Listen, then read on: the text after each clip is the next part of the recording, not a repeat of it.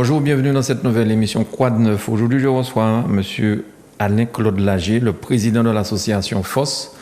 C'est une association qui milite du côté du François. M. Alain-Claude Lagier, c'est aussi le patron de la radio que vous connaissez bien, qui s'appelle Radio Sud-Est, où nous avons des émissions régulièrement, où vous suivez avec beaucoup d'intérêt. Bonjour, Monsieur le Président. Merci d'avoir accepté cette invitation. Bonjour Mano et bonjour aux téléspectateurs de Zouk TV. Bonjour, bonjour. Alors, vous avez un projet Vive de l'eau. C'est quoi exactement, Monsieur le Président? Ce projet-là sert à quoi et ça va concerner en particulier qui? Parce qu'on a tout le temps des problèmes d'eau à la Martinique depuis quelques temps, on entend parler de ça. Est-ce que c'est par rapport à tout ça? Oui, c'est à la fois par rapport à ce constat que l'eau est un problème pour la Martinique, à la fois dans la distribution, mais aussi surtout dans la qualité. La qualité, oui. Alors, la qualité est remise en question par certains. Nous ne la remettons pas en question, mais nous disons qu'on peut encore mieux faire, et c'est la raison pour laquelle nous avons mis en place ce projet. Vive de l'eau, le nom l'indique, c'est-à-dire que l'eau, c'est la vie. Oui. Par contre, si elle n'est pas bonne, c'est plus la vie de bonne qualité.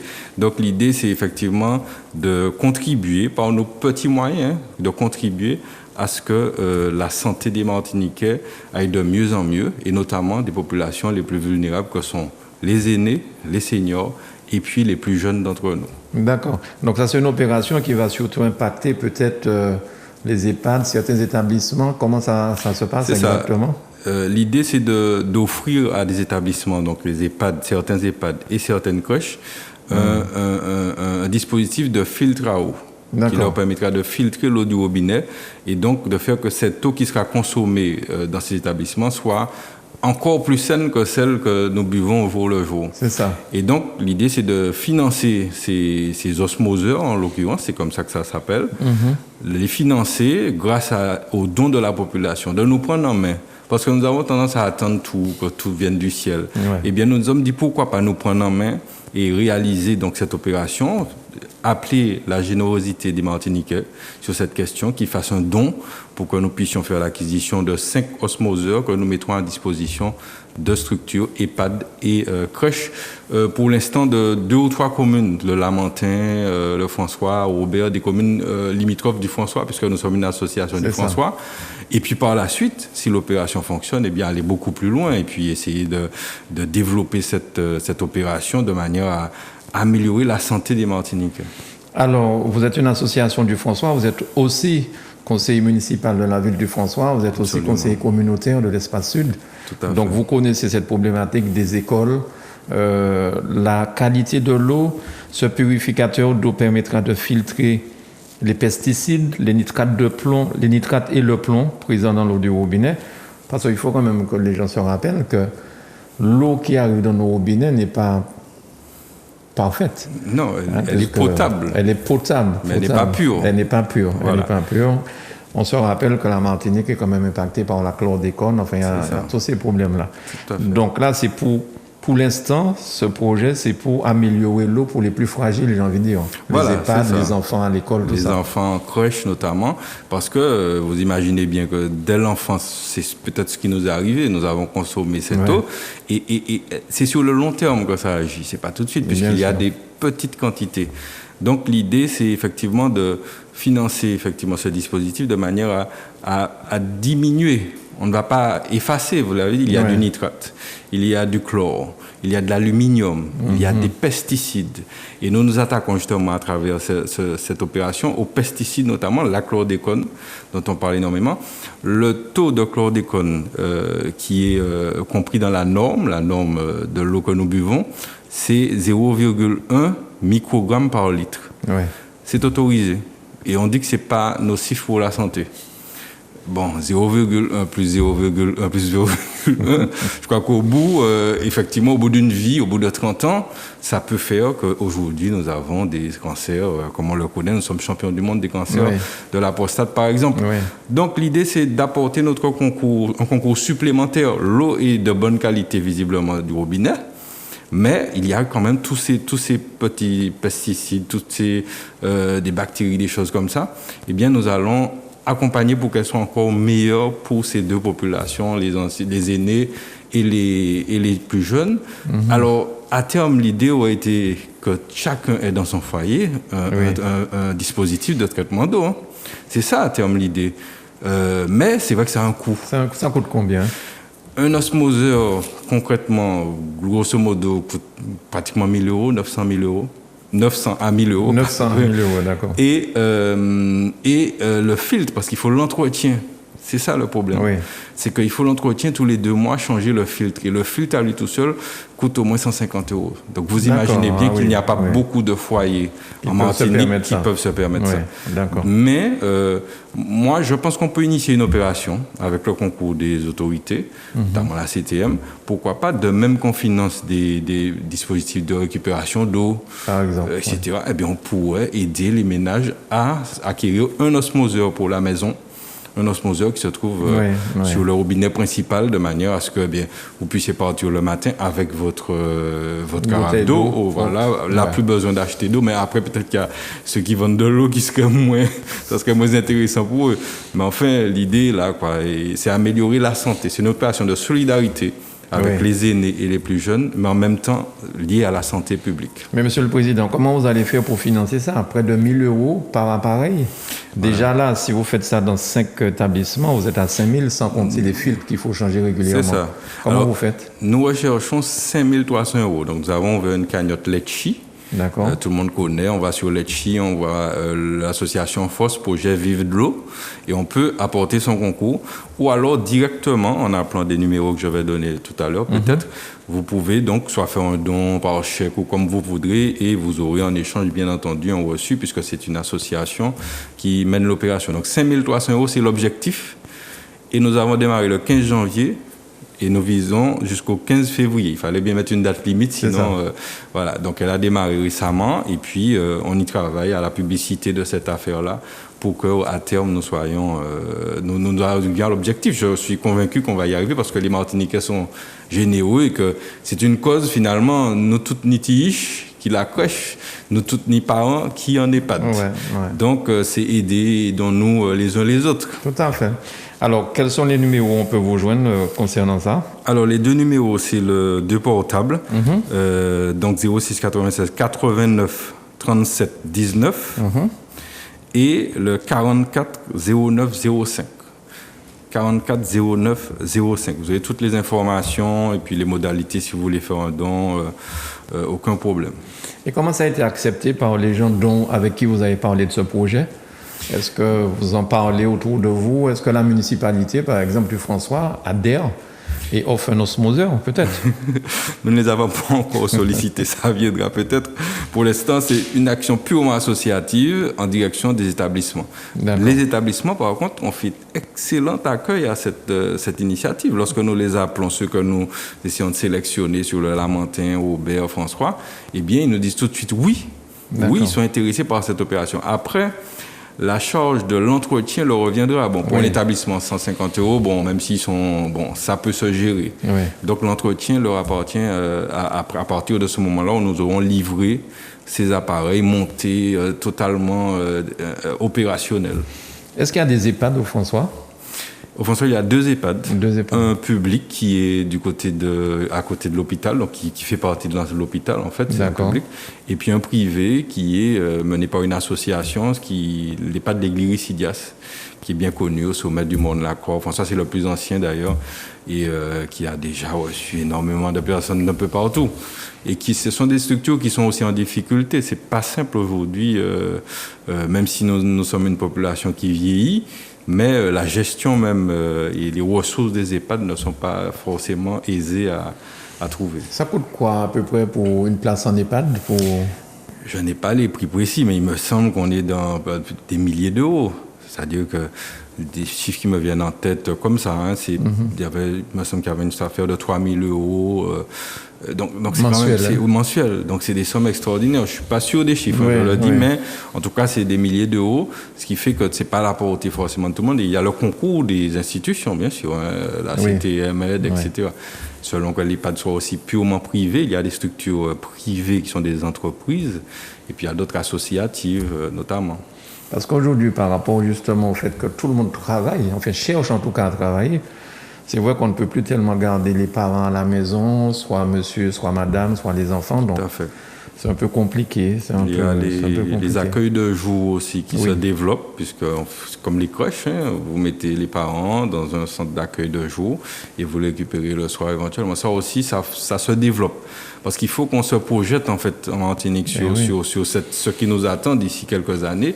Le département le plus vieux de France. Donc, tous ces aînés, il faut qu'ils soient pris en charge correctement.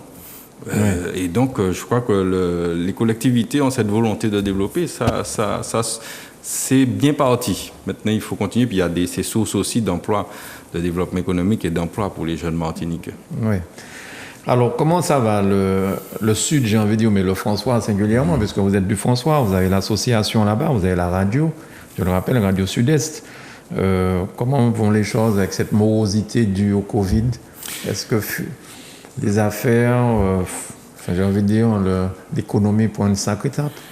Absolument, je ne peux pas dire que les choses vont très bien, parce que depuis 2 ans, c'est une souffrance. Je parle de la radio, effectivement une radio qui a l'habitude de faire ces petites soirées pour faire rentrer des sous, etc., associatives, qui se débrouillent. C'est très difficile, très compliqué, mais on tient. Et l'économie, je ne parle même pas des commerçants, c'est une catastrophe. Catastrophe. Et là, nous espérons fermement sortir de cette affaire-là, rapidement, là. Et j'espère qu'on dit qu'Omicron serait le quasi-dernier, bref. Mais j'espère, parce que là, il y en a qui ne peuvent plus tenir, il y en a qui ont déjà fermé. Donc il y aura tout un travail d'accompagnement à faire au niveau de ces structures. Et c'est vrai qu'à l'Espace Sud, on y travaille aussi, au soutien des structures, parce que je suis délégué communautaire. Et on y travaille d'arrache-pied, mais ce n'est pas chose facile, c'est compliqué parce que le commerçant vous dit bien qu'il aurait souhaité pouvoir travailler plutôt que de recevoir ces aides-là, qui ne correspondent en rien à ce qu'il pourrait effectivement engranger en temps normal. Alors vous êtes délégué communautaire de l'Espace Sud. La nuit dernière, il y a 2 restaurants qui ont flambé à Sainte-Luce. Qu'est-ce que vous pensez de ça? Et c'est encore un coup fatal pour ces propriétaires, quoi. Coup fatal, et puis ça interpelle parce qu'il y en a eu 2 récemment dans le Nord. Aujourd'hui 2 dans le Sud, même si bon, il n'est pas avéré que ça soit. Oui, bien sûr. Mais ça interpelle, et puis on se dit que les gens sont déjà en difficulté et ça ne va pas arranger les choses. Donc nous suivons ça attentivement pour comprendre ce qui se passe et savoir si, parce que visiblement ceux du Nord auraient une origine criminelle. Et donc si ceux-là c'est pareil, on verra. Mais je crois qu'il faut, dans ce pays-là, il faut qu'on arrête un peu. Parce que quelles que soient nos revendications, on ne peut pas s'amuser à saccager, à détruire. Vous avez eu les monuments morts, par exemple, aussi, du François, qui ont été saccagés, du Cos Rivière-Salée. C'est des choses qu'on ne comprend pas. Qu'on aimerait comprendre pourquoi quelqu'un a envie de détruire des monuments comme ça qui honorent nos anciens. Quel que soit ce qu'on pense des guerres auxquelles ils ont participé, mais ils ont quand même œuvrer pour qu'on soit là aujourd'hui, qu'on le veuille ou non. Donc c'est incompréhensible, mais on verra. Aussi ceux du Sud, c'est d'abord apporter mon soutien à ces commerçants qui sont touchés. Barack Obama, c'est ça, je crois. C'est le Barack Obama. Je n'ai pas eu les noms, en fait. Oui, il y a Barack Obama et puis un autre, je crois. D'autant plus qu'on prend plaisir à aller sur ces restaurants-là. Écouter la musique, changer un peu les idées. C'est vraiment dommage. Et donc, le soutien, et puis je pense que les pouvoirs publics vont les accompagner à la hauteur de ce qu'ils méritent. Bien. Très bien. En tout cas, Nicaise Moroz, maire de Sainte-Luce, je pense, va effectivement les accompagner. Il est très proche de sa population. Un petit mot aussi, Monsieur le Président, de quelqu'un qui a travaillé aussi avec vous, qu'on a entendu sur votre radio, Fred Myriam Marcos, décédé ce samedi, ancien pompier, colonel de pompiers, je crois. Très engagé dans le sport au Robert, dans les Yoles. Il a sorti un livre, Les Mapipi. Donc, est-ce que vous avez quelque chose à dire par rapport à ça, Fred? Oui, tout d'abord, adresser mes sincères condoléances à la famille, parce que c'est vrai que c'était un homme engagé.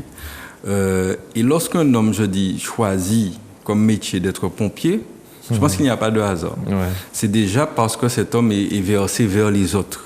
et verser dans la solidarité. Et ça me parle à moi, effectivement, ce genre d'être humain que j'ai eu l'occasion, effectivement, de rencontrer. Il a présenté son livre à la radio et puis en dehors de ça, il était engagé politiquement. Ouais. On s'est fréquenté un petit peu. Et c'est vrai que c'est quelqu'un qui laissera une trace parce qu'il il était très abordable, très calme, et puis il œuvrait dans le silence. Et ça, c'est important. Des gens qui œuvrent et qui ne cherchent pas forcément la lumière, et ça, mais qui sont là. Retour. J'ai l'impression que c'est quelqu'un qui n'attendait pas de retour pour ce qu'il faisait. Il n'attendait pas de retour visiblement, et puis il a donné dans tous les domaines que vous avez cités.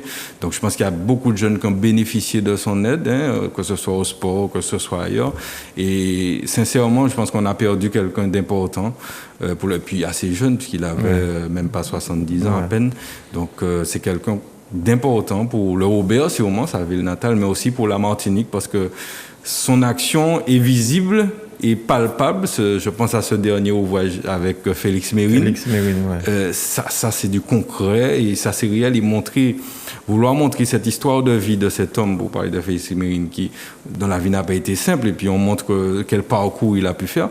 Ça aussi, ça a une valeur inestimable pour les jeunes, pour la jeunesse, leur montrer que les choses...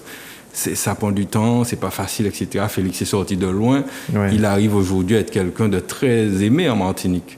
Donc, c'est des exemples comme ça. C'est des gens qui laissent des traces et vraiment, il restera pour moi, dans ma mémoire, dans ce sens-là, quelqu'un qui a œuvré énormément, qui a donné beaucoup sans forcément récolter beaucoup. Mais c'est très bien, c'est une bonne œuvre de faire cela. Alors, je rappelle que cette émission aujourd'hui, je reçois Monsieur le Président Alain-Claude Lager qui nous parlait donc de l'osmoseur. Voilà, je cherchais le nom. C'est cet appareil qui permet de filtrer l'eau et vous souhaitez surtout installer ça déjà dans 5 établissements tels que des EHPAD et puis aussi des crèches. Absolument. Combien de crèches au François ? Alors, au François, il y a une seule crèche. Une seule crèche. Elle est municipale. Enfin, il y a plusieurs crèches, excusez-moi. Il y a une seule crèche municipale et il y a, me semble-t-il, 2 autres crèches privées. D'accord. Voilà. Donc, c'est des établissements aussi auxquels on pense pouvoir aider aussi sur cette affaire-là. Mais on n'a pas voulu rester uniquement sur le François. Oui. On s'est étendu un petit peu sur les autres communes parce que il n'est pas dit que parce que votre enfant ou votre parent est franciscain qu'il aura forcément une place dans la crèche ou dans l'EHPAD du François. Oui, il peut être au Lamentin, il peut être ailleurs. Ouais. Donc, c'est vraiment penser à tout le monde et ne pas penser égoïstement forcément à nous. Donc voilà, donc faites un don si vous le pouvez. On peut donner 5 €, on peut donner 10 €, peu importe. L'essentiel, c'est de faire un don pour que nous atteignions le chiffre de 5 300 € pour pouvoir offrir à ces établissements cet appareil pour améliorer la santé de nos parents, amis et alliés. D'accord. Alors pour ça, il faut aller sur www.letchi.com et /c/vive de l'eau. Voilà. Et vous avez aussi la possibilité de joindre des responsables au téléphone en faisant le 06 96 44 09 05 ou le 06 96 89 37 19. Monsieur le Président, merci beaucoup d'être venu à notre télévision. Mais d'ailleurs, on voit l'image à l'antenne, le flyer. Absolument. Merci beaucoup d'être venu et puis l'adresse de Letchi. Merci beaucoup, Manuela, pour la réalisation. Super. Merci à Zouk TV de nous recevoir et de nous donner la parole. C'est avec grand plaisir, Monsieur le Président, grand plaisir. Merci beaucoup et puis n'hésitez pas. À bientôt. Okay. Merci. Merci à vous de nous avoir suivis. Merci à Manuela pour la super réalisation. À bientôt.